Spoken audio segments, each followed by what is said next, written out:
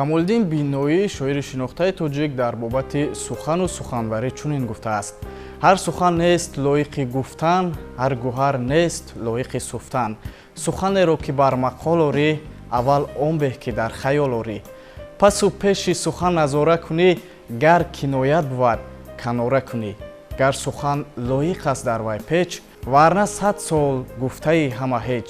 бо арзи салом ва эҳтироми хоса нисори якояки шумо бинандагони азизи телевизиони Баҳористон шумораи навбатии барномаи дар суҳбати адибро дар ҳамкорӣ бо Китобхонаи Миллии Тоҷикистон манзуратон мегардонем.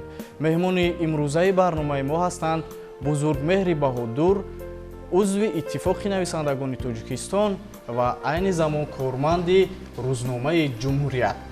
шуморо ба барнома хушомадед мегӯем. саломат бошед. ва ҳамсӯҳбатони имрӯзаи барномаи мо ҳастанд хонандагони гимназияи 1 барои бачагони болоёқати ноҳияи Синои шаҳри Душанбе. ҳамаи шуморо ба барнома хушомадед мегӯем.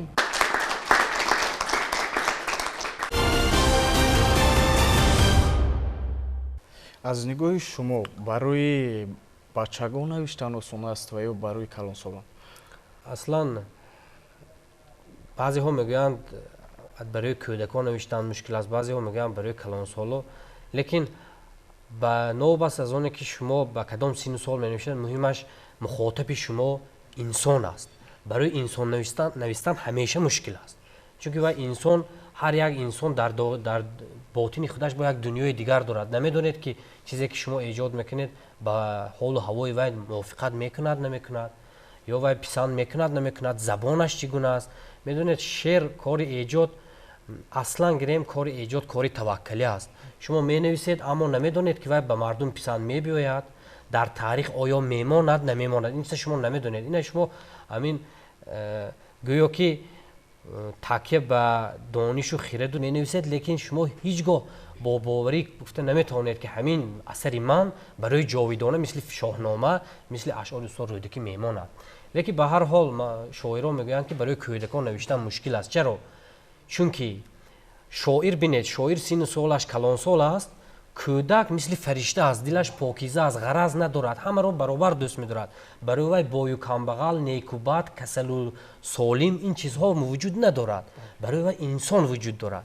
лекин инсони калонсол, шоир, эҷодкор аллакай ғараз дорад. вай медонад ки як кас бад аст, як кас нек аст, як кас бемор аст, як кас солим аст. ин чизҳои аллакай медонад, сиёҳу сафеда фарқ мекунад ва дар ин ҳолат ҳатман мисли кӯдак нависта наметавонад.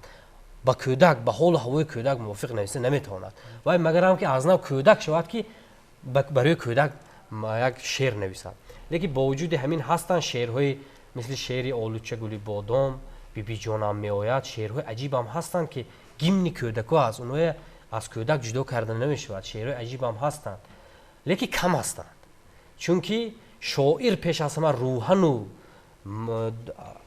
рӯҳану ҷисман бояд як инсони покиза мисли кӯдак бошад ки шеърашам покиза барояд, шеърашам беғараз ва дуруст барояд ва ба дили кӯдак раҳ ёбад. саломат бошед. дар бораи шоирон, олимон ва умуман бузургон бисёр менависед. ин ба хотири рӯзноманигорист? саломат бошед.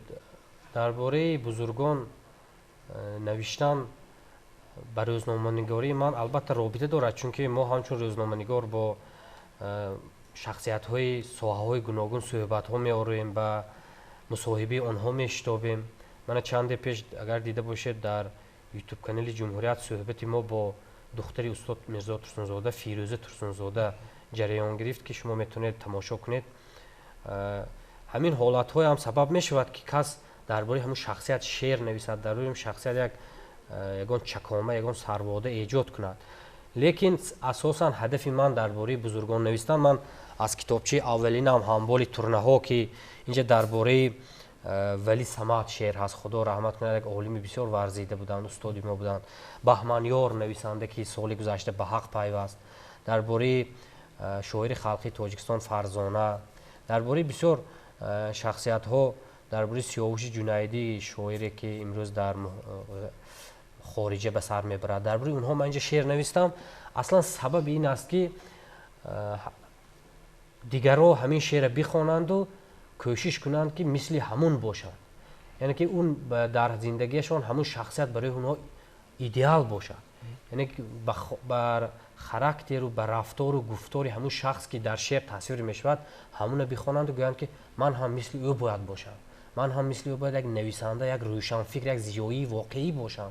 یعنی من هدف من این است که هم نام اونها به تاریخ ماند، هم خدمت‌های اونها ستوده شود از طرف من و هم آینده خوانندگان با هم بهانه هم بزرگا یاد کنند، از خاطره های تاریخ نام اونها زدوده نشود. همین است هدف اصلی من. سلامت باشید. خوب، سوال نوبتی. مادری من از تبار آفتاب، این مصرع رو شرح میدادید. مادر از آغازی که از روزی که من قلم به دست گرفتم و دان و نادان به شعر نویسی سر کردم، البته اونها شعر نبودن، اونها یک چیزای ساده مثل گپ های عادی بودن. البته اونها شعر یک مقامش بلندتر است. البته از همون زمان من همیشه مادر، در وصف مادر شعرها گفتم، بسیار شعرها دارم و همین مصرعی که شما میگویید اصلا از تبار آفتاب، تبار اینجا به معنای خویشی، پیوندی، رابطه است. تبار از ریشه و پیوند و از پیوندی دارد با آفتاب. یعنی مادر من گویا که یک خویش آفتاب است، گویا که یک پیرو آفتاب است. چرا؟ چون که آفتاب هم به آسمان میبراید، نمیگوید که اینجا تاجیکستان است، اینجا ازبکستان است یا اینجا افریقا است، آسیا است. به همه نور میبخشد، به همه، به کوهسار، به دریا، به همه بیغرض و بسیار بسیار بیشمار نورهایش را نثار میکند به زمین. و مادر هم وقتی که فرزندش بینه در جهان، در جامعه ما هستند فرزندهایی که بی‌ادب هستند، ناخلف هستند، دل مادر خون میکنند، مادر به قول از آنی که به دنیا آمده است پشیمان میکنند، لیکن مادر باز هم میبخشد، مثل خورشید است و نمیگوید که این فرزند من بد است، من باید این مهربانی نکنم. مثل آفتاب مهرش نثار کردن میگیرد. برای همین مادرم از تبار آفتاب گفته همین مصرع همینجا آورده. درباره استاد لایق نوشته اید از خود گسسته بود، مرد خجسته بود، خورشید رسته بود. این چی معنی دارد؟ شرح میدادید؟ بله، این سوال هم با آفتاب رابطه دارد. من حاضر شما سوال داده تو حس میکنم که واقعا در شعرهای شاگردانی من کلمه آفتاب، خورشید همین بسیار استفاده میشود.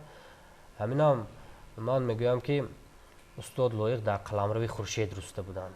اون کس هم از تبار خورشید بودند. شاید از کمترین شاعران ما هستند که در تمام منطقه تاجیکستان ایشان دوست می‌دارند. خواه در بدخشان، خواه در زرافشان، خواه در ختلان، خواه در رشتان زمین، خواه در حصار شادمان، همه برابر استاد لایق دوست می‌دارند. چرا؟ با اون خاطر که استاد لایق همین ملت با تمام نقص و کمالش، با تمام مردمش، با تمام خلقیت‌هایی که در تاجیکستان زندگی می‌کرد، استاد ملت دوست می‌داشتند. کمترین تاجیک در غم ناموس ملت، کمترین تاجیک اگر چون من بسوزد به محابا خانه دشمن بسوزد. این حرفای استاد لایق است. واقعا در غم ملت دل جگرشان، دلشان خون کرده، شعرهای بسیار ماندگار نوشتند و همین شعر هم من به افتخار بزرگداشت ایشان در زمانی که 75 سالگی استاد لایق جشن گرفته میشد نوشتم و اینو ببینید که بعد چند روز 20 می 80 سالگی استاد لایق جشن گرفته میشد. من باور دارم که در مکتب و دانشگاه‌های کشور به بزرگداشت استاد لایق باید محفل‌ها گذرانده شود، شعرهاشون باید بلندتر صدا دهد، چون که از ملی ترین شاعران ما استاد لایق هستند. یاد و یادگارشان گرامی باشد. سلامت باشید. در نوشته‌های خود قهرمان دارید که واقعا حیات ریالی اون رو نوشته باشید؟ بله، در نوشته‌ها اصلا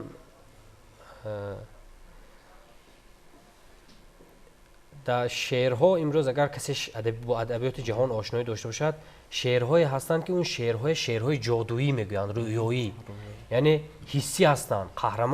قهرمان یک قهرمانی است که اون شما لمس کرده، شمیده نمیتونه، دیده نمیتونه.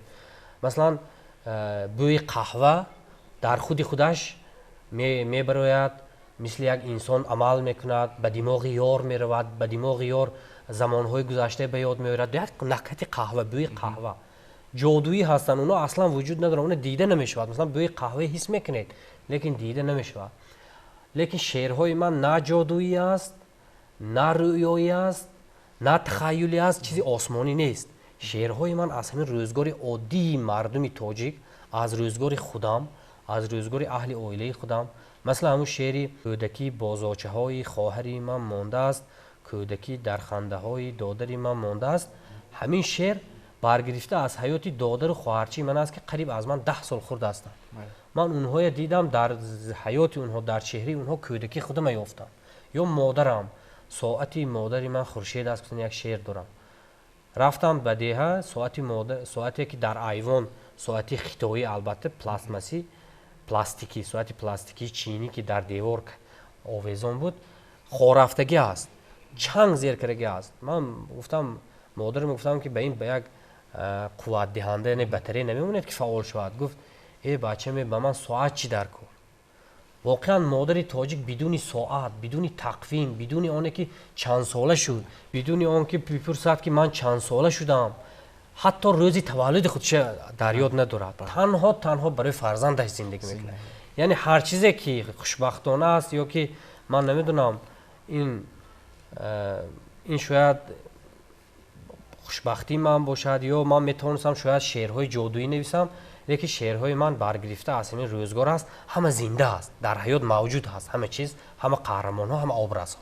ولی البته نفری که از شعرهای شما، از نوشته های شما با خبر است و قرائت میکند، به واسطه خود را در همان زمان احساس میکند. شما از نگاه ما شاعری نوگو، حقجو و ناترس هستید، لیکن بعضا خسته و ناامید شعر میگوید. چرا؟ سبب چی باشد؟ در کتاب دویمم که بهار آوردن آسان نیست نام دارد، یک شعر دارم: میتوان از یک صدا سرشار شد، در حریم یک نوا اسحار شد. یک صدا، یک واژه میتواند انسان یا رنجور کند یا خرسند. و افسوس که من فکر میکنم ایجادکارا، مخصوصا انسان‌های مقرری که در جامعه میبینید، اونا زود خفه نمیشوند، سخنتون رو گوش میکنند و خونسردانه یا به صنعی میخندند یا بی‌پروا از پیشتون میگذارند. لیکن ایجادکارا بسیار حساس میشوند، زود میرنجند. ممکن اون گپ شما مخصوص نگفتید، از روی غرض نگفتید، لیکن ایجادکارا زود میرنجند. من فکر میکنم من هم سخت حساس هستم، همیشه با عصب‌های ترنگ، با تارهای عصبم همیشه ترنگ، همیشه با یک حساسیتی بلند میگردم. از کمترین یک دغلی که حتی نسبت به من نمیکند در کوچه، در یگان جو، اگر در یگان چاره‌بینی، اگر یک انسان به انسان دیگر یگان دغلی، یگان درشتی کند، همون گویا که مرا که حقارت میکنه، گویا مرا تحقیر میکنه. من از این چیز میرنجم. برای همینم شاید در همون لحظه ها شاید بعضی شعرهای نویسم که ناامیدانه هستم. از من ترانه سازید. دفع اصلی شما از این گفته ها در چیست؟ بله، چون الله های امامم از من ترانه سازید، بر احترام نامم از من ترانه سازید. من شعری ناشنوده، آهنگی ناسروده، من شعری ناسروده، آهنگی ناشنوده، یک پرده شش مقامم از من ترانه سازید. این سرود هم شدگی است. یک سراینده از ولایت سوخت، به فکرم آهنگم بستگی است، بسیار خوبم می سراید. از من ترانه سازید به اون مضمون که ما اگر زندگی یک شعر باشد، همه ما در مجموع یک کلمه، یک عباره زیبا هستیم که اگر همه ما یک در یک جا جمع کنند، یک شعر عالی جناب، یک شعر زیبا، یک شعری برای خاطره ها، برای همیشه شعری می شود که برای همیشه در خاطره ها می ماند. اگر ما پریشان باشیم، اگر واژه مثلا واژه من، شما واژه من تو را، این دوست، این دخترک میدارم، من تو را دوست میدارم. بینید ما اگر یک واژه باشیم، یک جمله زیبا آفریده می شود. اگر من و شما پریشان باشیم، من در دیگر جا باشد دوست، در دیگر جا باشد میدارم، در دیگر جا تو را، در دیگر جا باشد، وقتی که پریشانی میشد جمله بسته نمی شود. وحدت کاملی واژه ها بیان میکند حس دلی مایا.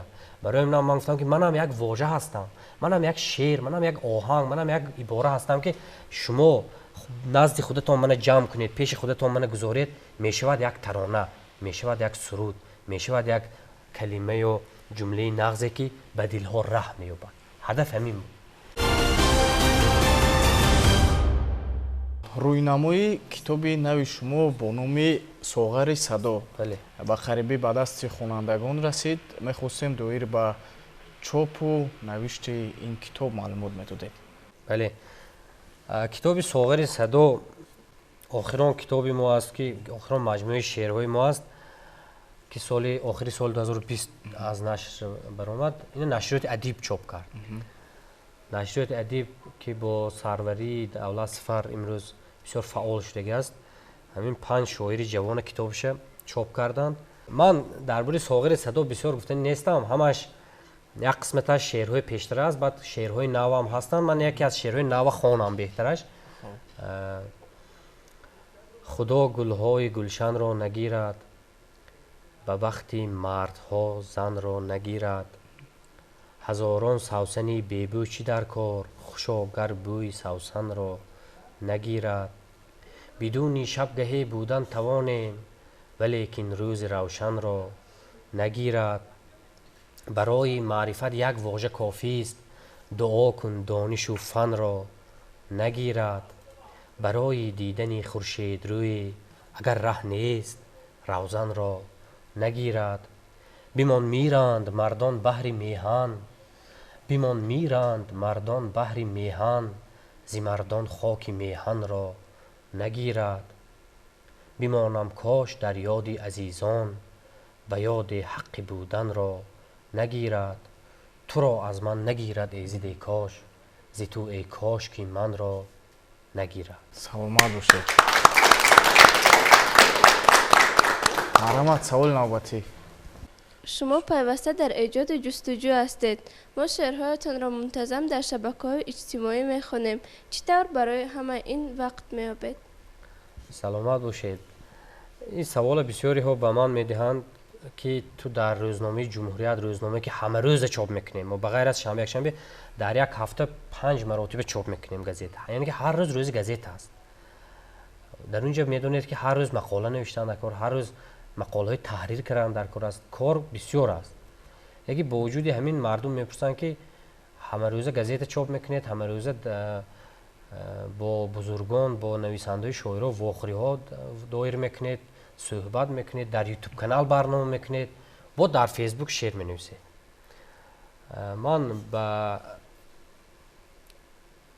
ҳамин якбора аз ҳамин минбари баланд ба онҳо ҷавоб мегӯям, ки сабаб якто, сабаби ин ки шояд манин аз аҳволи манам шумо пай баред, ман асосан шабҳо то 1-2 хоб намекунам ва ҳар шеъре ки ман дар шабакаҳои иҷтимоӣ мемонам якбора намемонам. дуруст баъзеше вақте ки мавзӯъ ҳамон рӯз талаб мекунад мемонам, лекин бисёриша ман моҳҳо дар компютерам таҳрир карда то пухта нашавад намемонам.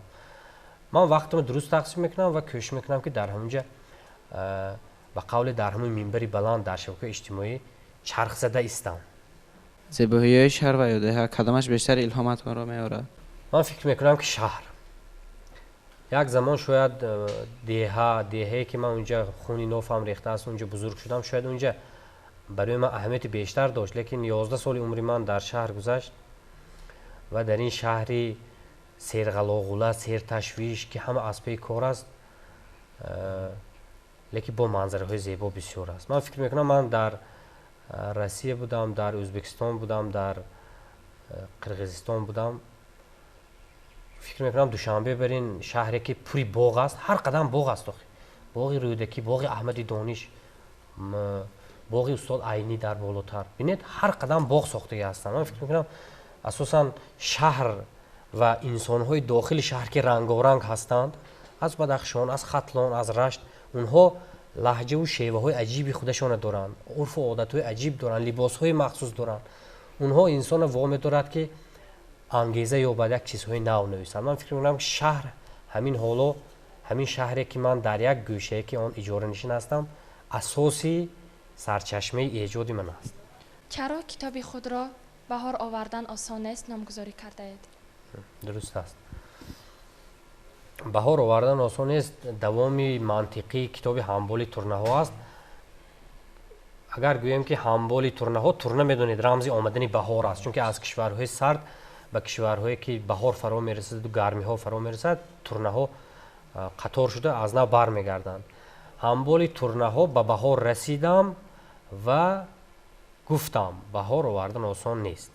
ин давоми ҳамн китобчаи аввалини ман. ҳамболи турнаҳо ин аввалин китоби ман аст. ҳамболи турнаҳо ман кӯшиш кардам ки баҳор биёрам.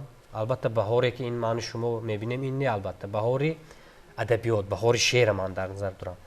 ва бо ин китоб хостам бигӯям ки ман баҳор ҳамроҳи баҳор омадам, ҳамроҳи турнаҳо паёми баҳорро овардам, лекин баҳор овардан осон набудааст. воқеан овардани баҳор ба дили як кас баҳор овардан, ба дили як кас меҳру муҳаббат ҷо кардан хеле кори сангин аст. ҳатто метавонед кӯҳа каланд кунед, ҳатто метавонед дар як ду моҳ бинои баландтар насозед, лекин дили як каса дарёфтан, дили як кас ба роҳ ёфтан мушкилтарин кор аст ки баҳор овардан осон нест. ба ҳамин хотир мехостем таассуротатонро оид ба баргузории ин барнома фаҳмида бошем. бале дӯстони азиз, ман як чиза ҳатман бояд таъкид кунам ки адабиёт ҳарчанд имрӯзҳо назарҳои мухталиф ҳаст дар бораи адабиёт ки бо адабиёт дег намеҷӯшад, бо адабиёт ҳазор сол мо шеър гуфтем чӣ шудем. хел ҳамин андешаҳо дар шабакаҳои иҷтимоӣ дар суҳбатҳо ҷараён мегирад. ба ин чизо бовар накунед. адабиёт ҳеҷ гоҳ ҳеҷ каса дасташ аз ихтироот надоштааст. адабиёт ҳеҷ каса нагуфтааст ки рав ту ихтироъкорӣ накун. адабиёт як чизи озод аст, як чизи сиришта аз меҳру муҳаббат аст ки ҳар кас агар соҳиби меҳру муҳаббат аст, соҳиби дили бузург аст, мехонад. нахонад дар китоб истодааст ва ҳеҷ кас шеър аз китоб бронда шеъри сорӯги гиребон ҳеҷ каса нагирифтааст. майлаш барои ин ман мегӯям ки дар бораи адабиёт ҳамеша хуб андеша кунед, ҳамеша андешаҳои солим дошта бошед, шеъра дӯст доред, адабиёта дӯст доред, адабиёта инкор накунед, адабиёта дӯст доред, ба адабиёт арҷ гузоред ва дар озмуни фурӯғи субҳи доноӣ китоб аст, ҳаматон иштирок кунед ба навбат ва сари баланду дили шод ва меҳру муҳаббати афзунро бароятон мехоҳам. ҳамин шеър барои модари худам ва ба модари ҳамаи шумо мебахшам ки илоҳо саломатиаш, илоҳо умраш, саломатиаш пойдору умрашон дароз бошад. барои тамоми модарои тоҷик мушкилписанд модар, мушкилкушой модар, ҳам раҳнамои модар, ҳам роҳпои модар, ҳам шамс дилқаринат, ҳам моҳ дар ҷабинат, ҳасти чу арш бар ҷой, бетахту ҷой модар. осоише надидӣ аз дарду ғусса аммо, андӯҳзудои модар, шодифизои модар. моро гусел карда дар кунҷи хона танҳо, бигристӣ зи ҳиҷрон бо ҳой-ҳой модар. ашки ниҳониятро ҷуброн чисон тавон кард, ноогаҳии моро бахшой ой модар. қадри туро агарчи мо ғофилон надонем, болост қимати ту назди худой модар. мо занг баста ҳастем, оинакорӣ аз туст, ин ҷурму кини моро аз дил зудой модар. роҳе ки мерасонад моро ба растагорӣ, бо як ишораи худ бар мо намой модар. дар ин сарои кӯҳна бас навҳаҳо кашидам, дар ин сарои кӯҳна бас навҳаҳо кашидам, як лаҳза аллаатро аз нав сарой модар. то дасти сарди пирӣ аз доманам нагирад, то дасти сарди пирӣ аз доманам нагирад, баҳри бузург меҳрат ту дер пой модар, ту дер пой модар.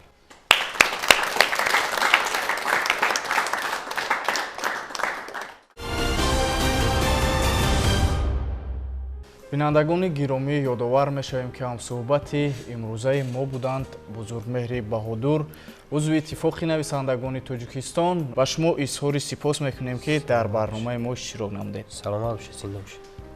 хуб, инҷо расидем ба фарҷоми барномаи имрӯза. то барномаҳои оянда китобхону китобдӯст бошед.